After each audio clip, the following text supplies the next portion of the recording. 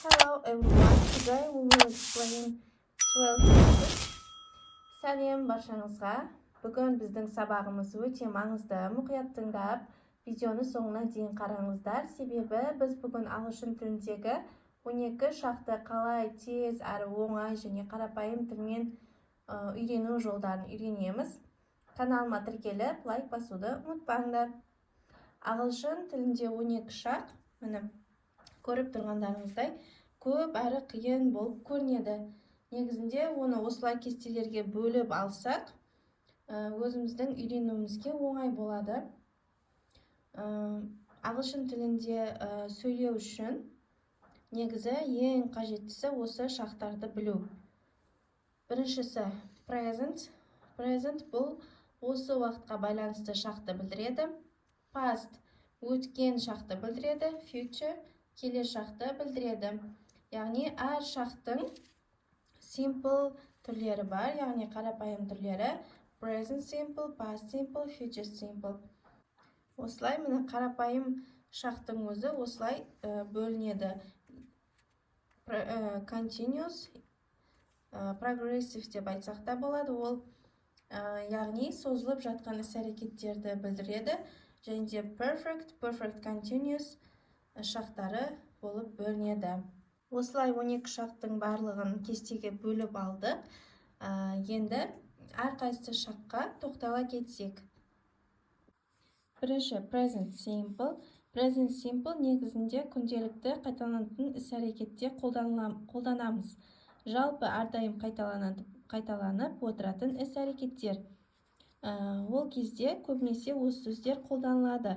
Always, әрқашан, usually, әдетте, often, жиі, sometimes, кейде, seldom, сирек, rarely, сирек, never, ешқашан. Мысалы, оның жасалынуы subject плюс verb, verb плюс subject. Бастауыштан кейін өзгеріссіз қолданылады, қосылады, етістік. Егер he, she, it болса, етістікке s қосылады. Мысалы, I go, I work. Мысалы, күнде біз мектепке барамыз ғой, ол қайталанатын іс-әрекет. Күнде қайталанатын іс-әрекет. I go to school. Бұл жерде тек қана subject, verb. Ешқандай өзгеріссіз қосылып тұрыпты. I go to school. Егер he, she, it болса, оған етістікке s қосылады. Мысалы, she works at school. Workке s қосылып тұр. She works at school. Егер сұрақ түрінде қоятын болсақ, do you go to school? He, she, it болса, етістіктегі s сұраққа кетеді уже, сосын етістіктің өзі жазылады. Does she work at school? Осылай present simple'да осылай қолданамыз. Мысалы, осы сөздермен қолданатын болсақ, I always get up at 7 o'clock. Мен әрқашан сағат 7-де оянамын. Often'ді қолданатын болсақ, I often go to the gym. Мен гимнастика залына жиі барып тұрамын. Міне осылай қайталанатын іс-әрекеттерді present simple деп айтамыз. Келесі past simple. Past simple ол өткен шақта аяқталып қойған іс-әрекет, яғни нақты бір уақытта өткен шақта аяқталып қойған іс-әрекет. Past simple'да көбінесе осы сөздер қолданылады. Yesterday, кеше, the day before yesterday, кешенің арғы күні, last week, өткен апта, last month, өткен ай, last year, өткен жыл, ago, бұрын. Ал жасалынуы subject plus verb, ed, есімдік және етістікке ed жалғанады, немесе irregular verbs'ті жаттап алуымыз қажет. Мысалы, I watched TV yesterday. Мен кеше теледидар көрдім. Watch етістікке ed қосымшасы қосылып тұр. Уже ол кеше өтіп кеткен іс-әрекет.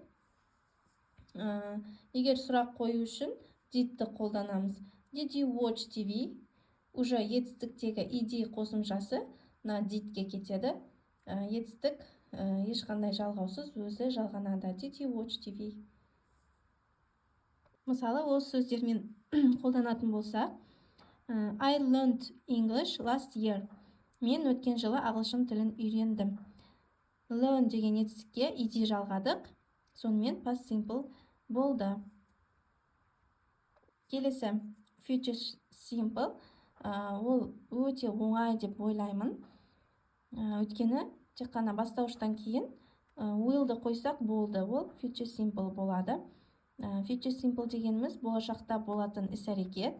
Ол үшін осы сөздерді қолдансақ болады. Tomorrow, ертең, the day after tomorrow, ертеңнің арғы күні, next week, келесі апта, next month, келесі ай, next year, келесі жыл, soon, жақында.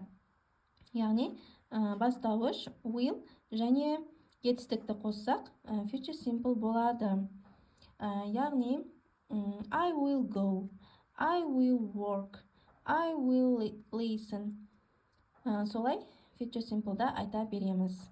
Егер сұрақ қоятын болсақ, will'дан бастап сұрақ қоямыз. Will you go деген сияқты will'ды алдына шығарып қойсақ болды, сұраққа айналады.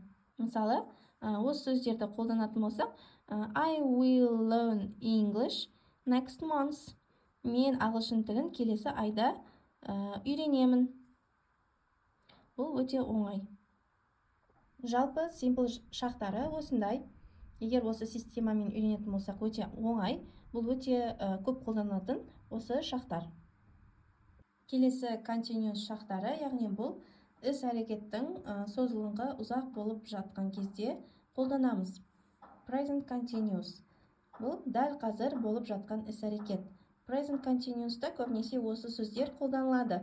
Now, қазір, right now, дәл қазір, at the moment, қазіргі уақытта, look, қара, listen, тыңда, currently, қазіргі уақытта. Ал жасалынуы есімдікке, яғни am, is, are, плюс етістік, оған ing қосымшасын қосамыз. Мысалы, дәл қазір сіз мені тыңдап отырсыз. You are listening to me. Бұл present continuous. Осы шақта, яғни созылып жатқан іс-әрекет. Сіз мені тыңдап отырсыз. You are listening to me. Мысалы, осы сөзді қолданатын болсақ, I am teaching you right now. Мен қазір сізге сабақ үйретіп отырмын. Right now деген дәл қазір. Дәл қазір мен сізге сабақ үйретіп отырмын. I am teaching you right now. Яғни бұл жерде teaching деген teach, үйрету, оқыту, оған ing жалғау арқылы present continuous'ты қолданып отырмыз. Келесі past continuous. Past continuous дегеніміз өткен шақтағы нақты бір уақытта созылыңқы жалғасып жатқан іс-әрекеттер, яғни өткен шақта созылып жатқан, әлі болып жатқан іс-әрекет. Ол үшін көбінесе осы сөздерді пайдаланамыз. When, yesterday at o'clock, мысалы 3 o'clock, немесе 5 o'clock, кеше сағат 5-те деген сияқты, кеше сағат 3-те деген сияқты. Last week, this time, өткен аптада осы уақытта бірдеме болып жатыр деп айтатын болсақ, ол past continuous деп айтамыз. Оның қолданылуы to be етістігінің өткен жағы was, were, етістікке ing жалғаймыз. Мысалы, кеше сіз тамақ пісіріп жатқан кезде анаңыз ол бөлмеге кіріп қалды. Оны айтатын болсақ, when I was cooking yesterday, my mom came to the room. Бұл жерде when I was cooking yesterday дегеніміз мен кеше тамақ пісіріп жатқан кезде, ол созылып әлі болып жатқан уақытты білдіріп тұр, иә? Мен тамақ пісіріп жатқан кезде менің анам бөлмеге кіріп қалды. Ал анам бөлмеге кіріп қалды дегеніміз ол past simple, уже кіріп қалды. Ол созылып жатқан жоқ. Ал мен тамақ пісіріп жатқан кезде деген ол болып жатқан іс-әрекет, созылып жатқан іс-әрекет. Сол үшін ол past continuous деп айтамыз. Келесі future continuous, ол болашақта нақты бір уақытта болып жатқан іс-әрекетті білдіреді. Көбінесе осы сөздерді қолданамыз, және жасалуы will be етістікке және ing, етістікке ing қосып айтамыз. Мысалы, мен ертең сағат 3-те үй тапсырмаларымды орындап жатқан боламын деп айтатын болсақ,